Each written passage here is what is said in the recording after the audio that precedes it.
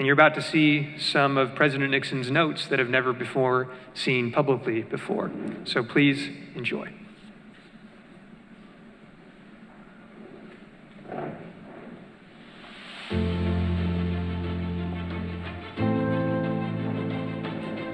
Shah Reza Pahlavi's long reign spanned 8 American presidential administrations. But it was his special relationship and personal friendship with President Nixon that made history and changed history.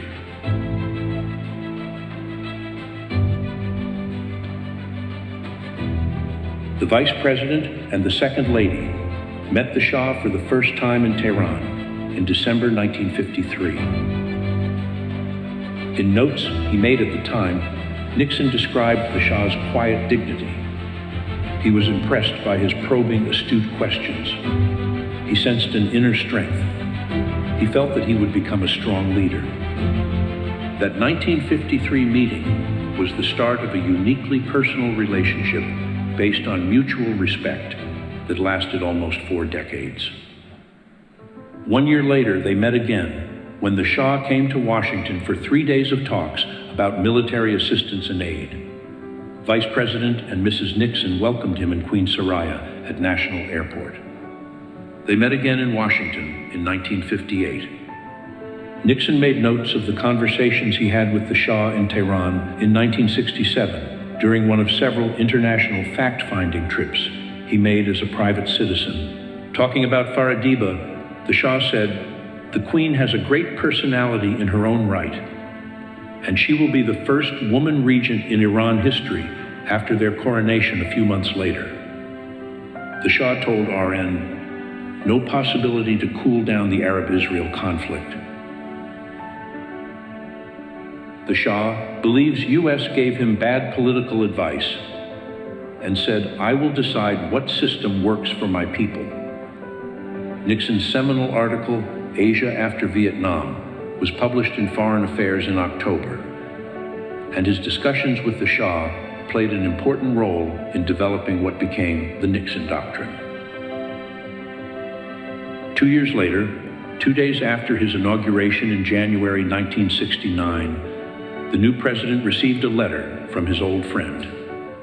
"I am fully convinced that with your intimate knowledge of this part of the world, and with due regard to the long-standing friendship and cordiality that exist between us, we will not fail to take every necessary measure for the further strengthening of the relations between our two countries on the basis of mutual respect and trust." In May 1969, the Shah came to Washington for President Eisenhower's funeral. In October, he returned on a state visit that marked a turning point in the relations between the two countries. The new president introduced a new grand strategy shifting the focus of Middle East policy to Iran as the cornerstone of regional stability and America's partner countering Soviet expansion. In 1972, the Shah and Shah Banu welcomed the President and First Lady to Iran.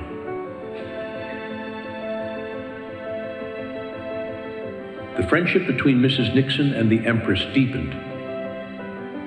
This memorable visit has been described as the capstone event in the shift of US-Persian Gulf policy, emphasizing Iranian primacy.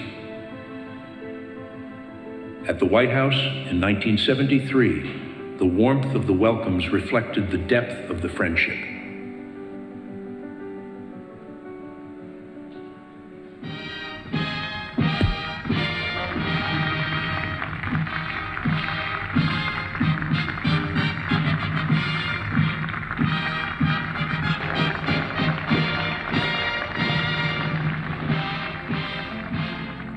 In 1979, the former president traveled to Mexico to Cuernavaca to confer and console with the exiled and ailing Shah.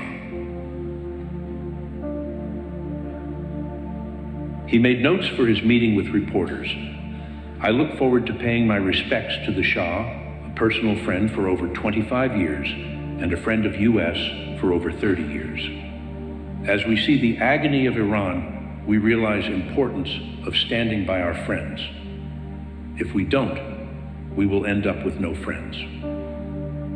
The next day, he made notes of his conversation with the Shah. The Shah does not refer to President Carter, does refer to fact. He was not well served by human rights activists in his administration, who by insisting on instant democracy in Iran, mortally weakened the Shah. He is depressed by what is happening to Iranian people. He is still knowledgeable, interested in world affairs. I saw the Shah the last time in Mexico, at Cuernavaca, Mexico.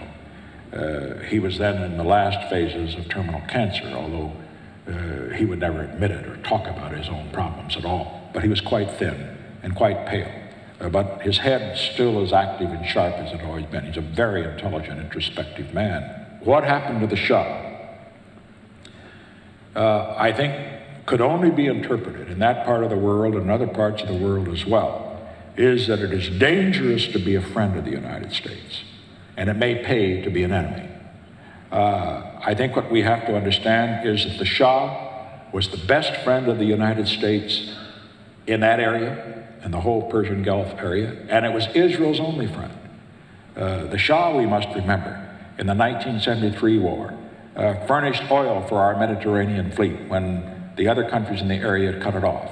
And the Shah tied down the Iraqi forces by supporting the Kurds against the Iraqis so that they never got involved in the 73 war. A year later, he made a sad and lonely pilgrimage to Cairo to attend the Shah's funeral. At the airport, he gave reporters a personal and historical perspective.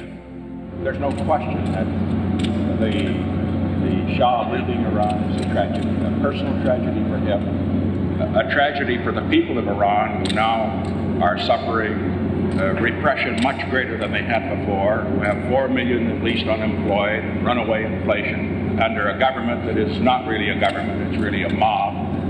All these things have happened, but also it was, in addition to being a personal tragedy for the Shah, a tragedy for the people of Iran, it was certainly a tragedy for what we call the West, because what was leadership and stability in that part of the world is now replaced by instability. The next day, he marched alongside the Shah Banu and the Crown Prince in the Shah's funeral procession through the streets of Cairo. The former president, now a private citizen, was the only American dignitary there. Several years later, he recalled that day and spoke about his friend. When I was there, I was the only dignitary of any rank who came to the Shah's funeral, because here the Shah, who before everybody was bowing and scraping before him, the heads of state and government and so forth, because he was rich and powerful and so forth, and now they all avoided him because he was out of power. And I never forgot that as I was standing there in the big tent where all the VIPs, usually ambassadorial level, not head of state level, were standing, Sadat came walking in, resplendent in his uniform, general's uniform. He saw me, his eyes lit up, and he walked over, held both hands out, and he said, "How good of you to come, how good of you to come." And I said, "Mr. President, it was very courageous of you to receive the Shah after virtually every other country did not grant him sanctuary." And he said, "Courageous, sir? It isn't courageous to stand up for a friend." Today, as events are unfolding in Iran and the Middle East, the long friendship and unique partnership between two remarkable men, Richard Nixon and Shah Mohammad Reza Pahlavi, can provide an example of how true leadership can work to make a better and safer world. But more than instruction, they can be a source of vision and inspiration.